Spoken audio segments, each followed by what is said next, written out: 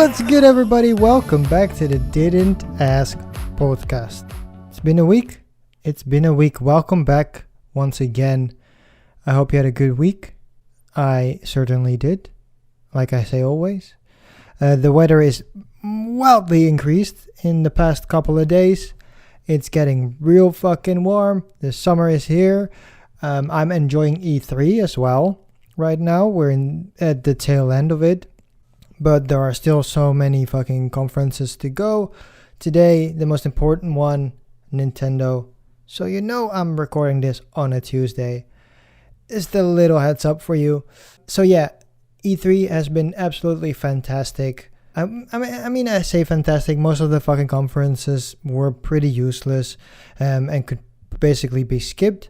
But still, that doesn't mean that I am not having fun with the Twitch chat over on the Kinda Funny channel and talking about it with the people over there. It's been fun. It's been great. And I'm sad that it's coming to an end. But luckily, we're gonna have opening night live very soon, which is the start of a Gamescom in Germany, even though that's gonna be digital now too. So we don't have to wait that long for more information about new games. Also, Sony hasn't done an E3 conference this year, so let's hope that they do something in the next month. We shall see. But for now, let's get right back into the fucking questions, ladies and gentlemen. Because we have, as always, 5 questions from the Ask Reddit subreddit, and then 1 question from the Am I the Asshole subreddit. Like every week, I'm starting off with the Ask Reddit questions, but like I said also every week, if you have not listened to any of the previous episodes, please go back and listen to them. You can find them in your favorite podcast app. Just search for Didn't Ask Podcast and it should pop up very quickly. If you're listening to this right now, thank you, first of all. Second of all, you're probably able to find it through that app or whatever the fuck you're using. Just go into the feed and you should see all the previous episodes of this show. This is episode 14, so there are 13 more episodes for you to enjoy. This goes for the podcast.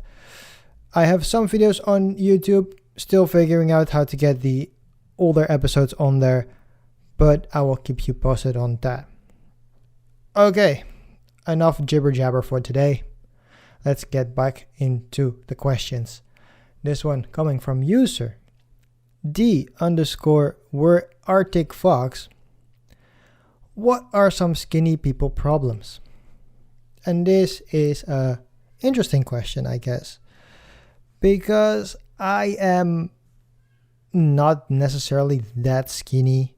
But I've been called skinny quite a couple of times, even though I've been very insecure about my weight and how my body looks basically all my life. But the thing is with me is that I'm quite tall and, you know, like I said, not necessarily skinny, but on the skinnier side of the scale. So the thing for me is that if I buy clothing always is fucked for me. It doesn't matter if it's pants or shirts or whatever. Because of my height, everything is just way too big for me. So I'm wearing clothing that are like basically like a size 1, maybe 2 sizes up. Because otherwise, to me, it doesn't fit the length of my body. And I've had this in jean stores like incredibly much, where the size of the pant, like the waist size and the length size don't match up for me, where I either have to go a higher waist size and then have the correct length in pant size, or go lower and then get my real waist size, but then the pant size would be a little too small. So that is some of the interesting things I have to deal with. So you can always see me walking around in some H&M super ultra skinny jeans, because those are the ones that fit me correctly. because they have the length but also are very tight around my legs, and that making them fit. But the thing that I was thinking about most was I got a watch for my dad. So we went to the jewelry store and they, did like the custom fitting shit. And the woman that was doing the fitting had to go back 3 times to fit the watch because my wrists are very small. So she was just like, "Oh, you have very small wrist." And then she took some, like the connections. She took a couple of out, came back, did it again, and was like, "Oh, it's still way too big," and then had to go back again and then do the sizing up again. So I think she had to do it like 3 or 4 times, where she had to take some connections out of the watch and then put them back in. But luckily, we got everything working. The watch is awesome. It looks really cool. But yeah, that's some of the things that I had to deal with being on the lighter side, I guess you could say. So, user, _where Arctic Fox, what are some skinny people problems? And for me, from what I have experienced, mostly clothing that doesn't fit correctly, because when you have a shirt, for example, if you go up a size, it basically gets double the width, but only basically like half of that is then length of the shirt. So sometimes my shirts are just very small in length, but very big in width.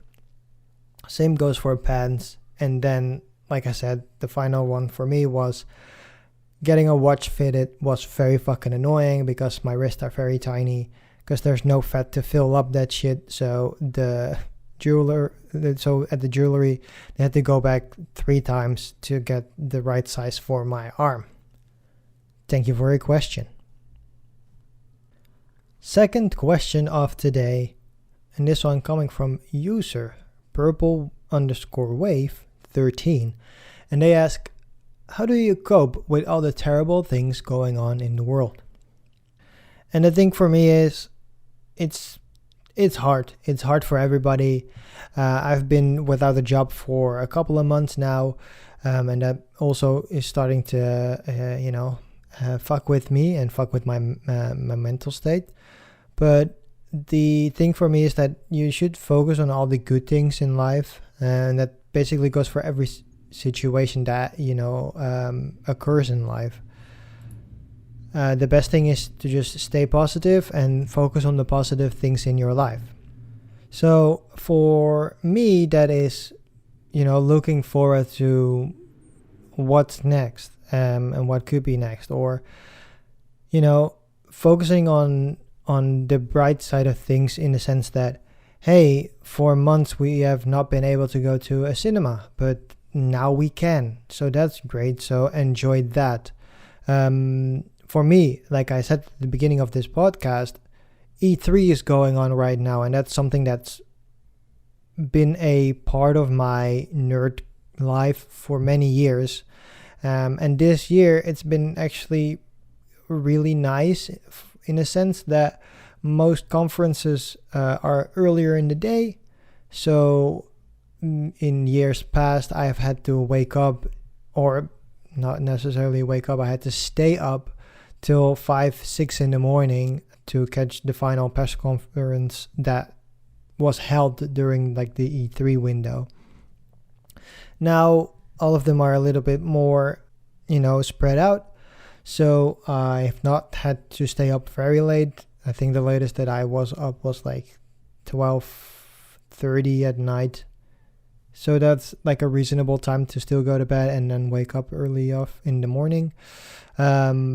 So E3, like I said, is for me right now like a really cool thing to look forward to and enjoy right now, even though, the whole shit show that's going on in real life. With that, yeah, it's like just enjoy as many things as you can. If you like listening to music, please listen to some music. If you like reading, do that. Just make sure you're distracted in certain ways that make you think about the things that are going on, but also makes you keep like a positive mindset, by by checking in on yourself. Just make sure that you're good. Just ask yourself, what are you doing? What do you want? And sometimes, give in to that. If you go like, oh man, I could actually, deal with some nice piece of chocolate, just get that piece of chocolate, man. Because why not? There are so many horrible things going on in the world that piece of chocolate, it's not going to really make a difference in, like the bad sense of the word. It's just going to, it's going to improve your mental state for that moment, and you're going to be ready to go for another couple of hours until you get the same craving, and then, maybe not do that then. But there are so many things you can do to enjoy the things. Think about, watching a show on Netflix or whatever, or a movie. There are so many things you can do to keep your mindset, at the positive side, that, you can get through all the things that are happening right now. So, user purple_wave13, how do you cope with all the terrible things going on in the world? I focus on the positive. It's a simple answer and maybe a little bit cliche, but always look at, the bright side of life. Make sure that there are certain points in your life you can look forward to. For me, like I said, it's been cinemas opening, new movies coming out, looking forward to the new Disney Plus shows that are dropping every week. Thinking about E3, you name it. There are so many things you can think about to keep you in a positive mindset that anything in the world could be bad, but you can still make it out alive. Thank you for your question. Going to the third question of today. This one was asked by user Winston Churchillin. That's a great username. That's fucking awesome. What makes you nervous no matter how many times you do it? And this one is very clear for me, and that is calling somebody up. I fucking absolutely fucking hate calling people. It doesn't matter who I'm calling. I can call my mom, my grandma, my sister, my dad. I don't give a fuck. It's always nerve-wracking, and it doesn't get easier. I don't know why. I call my grandparents every fucking week, and still I'm just like, oh man, I don't want to do this, and I'm fucking trying to stretch time, but then I go like, man, I need to call them now because maybe they're going away, and then I'm just like, and eventually just call them, luckily, but for some sort of reason in my head that doesn't fucking work. I just don't know why. Such a disdain on calling people. It's just terrible. So this was a short answer to your question, user Winston Churchillin. What makes you nervous no matter how many times you do it? And the answer would be calling. I just hate calling people, and it sucks so bad that I actually my stomach turns every time I have to dial a number. And it's really bad because it doesn't matter if I have to call a fucking a fucking insurance company or have to call my grandparents. It's all the same, and it's absolutely horrible. So yeah, thank you for your question.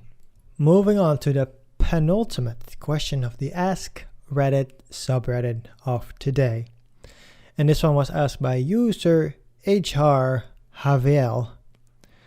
And they ask, if you could bring back any cancelled show for a 90-minute TV movie to wrap things up, which show would you choose?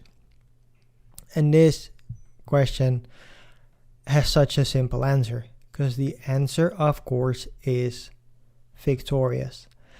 Victorious is one of my favorite TV shows ever made. If you know me, you know that I'm a big fan of musicals and, like musical movies, like High School Musical, like La La Land, like Hamilton. Fucking love all of it. Cannot wait to finally see In the Heights, which is coming out in a couple of weeks. But yeah, so Victorious was one of my favorite TV shows growing up.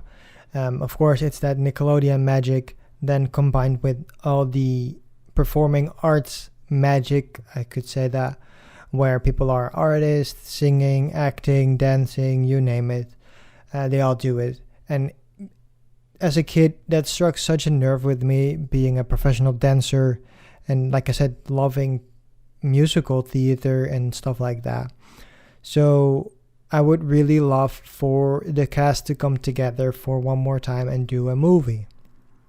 And this is an idea that actually one of the actors, Liz Gillies, has said herself that she really would want to go back and portray her character Jade in a Victoria's TV movie / cinema movie reboot. And I feel like we're getting close to that point where that is feasible. Sadly, we have just missed the 10-year anniversary of the show, which kind of sucks that they didn't do anything really big. They did a Zoom call, which was kind of cool. But with iCarly coming back, and iCarly, of course, being very much related to Victorious, I think that there is a good possibility for Victorious to come back and do a final episode or a final, goodbye in the way of a TV movie. But sadly, most of the actors in Victorious are super busy nowadays. We have, of course, Ariana Grande, starting that off with her. Everybody knows Ariana Grande. She's so big. She's touring, making albums. She's doing it all. So it's probably going to be really hard for her to get back into the role of Kat. But I feel like she would do it. She would make time for that. Then we, of course, have Liz Gillies, who has already said that she would want to do this. But she is now the lead of a CW show, which comes on Netflix over here, called Dynasty, where she is now actually directing, and she's probably going to be a producer very soon. So she is very busy with that because they're basically filming that shit year round. And then you have Leon Thomas III, also known as Andre. I'm not going to go through all of them, but this one was pretty interesting. Andre is a musician in real life, and he has actually won Grammys. So he's probably very busy recording music and stuff. So yeah, the whole cast of that show is very much busy, but I feel like most of them wouldn't mind coming back to do another, episode, or in this case, a TV movie. So to you, user HR Javier, if you could bring back any cancelled show for a 90-minute TV movie to wrap things up, which show would you choose? And the answer for me would be Victorious, because Victorious was so awesome. It had songs, it had great dancing, it had fun acting, super fun moments all throughout all the seasons. So I would love for that show to get back for a final goodbye and just be like, hey guys, what is everybody doing now? It could be a fun way for them to basically mix fiction and reality in this case, because most of the actors, they were kind of playing themselves in a way, where, of course, Kat Valentine, Ariana Grande's character, was an actress, also singer. So they could basically make that a little bit bigger than saying like, oh, Kat actually became famous and she got a record deal. And for Jade's character, for Liz's character Jade, you could basically do the same thing, because in the show she was an actor / director / producer, whatever, and you could actually make that a real thing. So I think there are fun ways you could go back to that show. But enough for that. Thank you, HR Javier, for your question. Going to the final question of today, and this one was asked by user Alira_Indomini, and they ask, what tattoo screams, I want a tattoo, but I don't know what to get? And my answer to this would be a infinite symbol. An infinite symbol is such a tacky ass tattoo that legit everybody has it. It's absolutely outrageous. I don't know why everybody has it, because fucking life is and then you can even make this better by adding a feather to it. And I've seen motherfuckers that have that shit, and it bothers me fucking tremendously. It's like, what's going on? Why does everybody have the tattoo to begin with? Second of, what was the reason for you to get it? And then third, why did you make it so tacky with all the feathers and the fucking butterflies and I don't know, all those things? Like, there is this meme online from very many years ago where it was just like, oh, these are the basic bitch tattoos, and it's legitimately a feather, a butterfly, an infinite symbol, somewhere the word love, a heart, shit like that. All those are very tacky and very much scream to me like, I want a tattoo but I don't know what to get. Seriously, if you get any of these tattoos, get out of here. Get out of here for real, man. Shit. It's just, why are you even bothering? Why are you paying somebody to put that on your body? And if I was a tattoo artist, I would be like, no, I'm not even gonna do those tattoos. You can fuck off, find somebody else to do so, because those tattoos are absolute shit. And there you go, I said it. So thank you, user Alira_Indomni. What tattoo screams, I want ink, but I don't know what to get? And I would say it's an infinity symbol, or a feather, or the word love, or a combination of those three. But for sure, the infinite symbol and the feather, those are absolutely terrible, and I don't know why you would want to get them, and I don't know why a tattoo artist wants to set them. So yeah, thank you for your question. Going into the final question of today. This one, of course, if you know, you know, coming from the MIDSO subreddit, and this one coming from user the Reddit Ninja 1991, and they ask, am I the asshole for refusing to delete my posts? I spend most of my time doing arts and crafts, and I like posting about my stuff. From kits, plants, designs, vibes, and finished pieces. Now, I'm not a great artist, most people are better than me, but I still love making things anyway. When me and my boyfriend started getting serious, his sister wanted to know more about me, so she added me as a friend on Facebook. And I added her back without thinking about it. The next day, she called my boyfriend and asked how he could date a pretentious snob like me and how I thought I was better than everyone else. When my boyfriend told me this, I was shocked because I never implied any of that or done anything to get that reaction. She sent a screenshot to my boyfriend as proof. It was my New Year's Eve post with a picture of all my art pieces I had made in the year. The post said, all the work I did this year. I'm so proud of these. She says posting my art constantly makes me a show-off. His family has been moaning about this all week and have been demanding me to remove all my posts and how I should be humble. The thing is, I don't post to show things off. It's supposed to be more like a blog, only with my art and personal journey. I'm sharing with my friends and my family, or sometimes just a dump ground of ideas.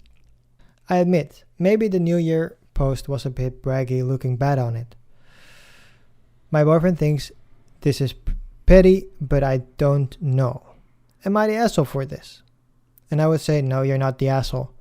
If the family of your boyfriend has such an issue with this, they should just unfollow you on Facebook or unfriend you, whatever. Do whatever the fuck you want. You're just, like you're saying, you're just making it a blog for yourself. You're posting your shit. It's your Facebook. You can do whatever the fuck you want on your Facebook.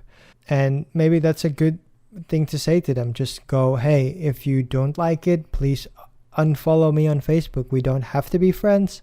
We can still be friends if you want to be. Just make sure that you unfollow me so you don't see my posts coming up. But you're not the only people that see this, and I like to share my passion for art and my hobby for art with other people too. I have friends, I have family members, and you're not the only people in my life that I care about. Or in this case, probably you don't care about them and you do care about some other people.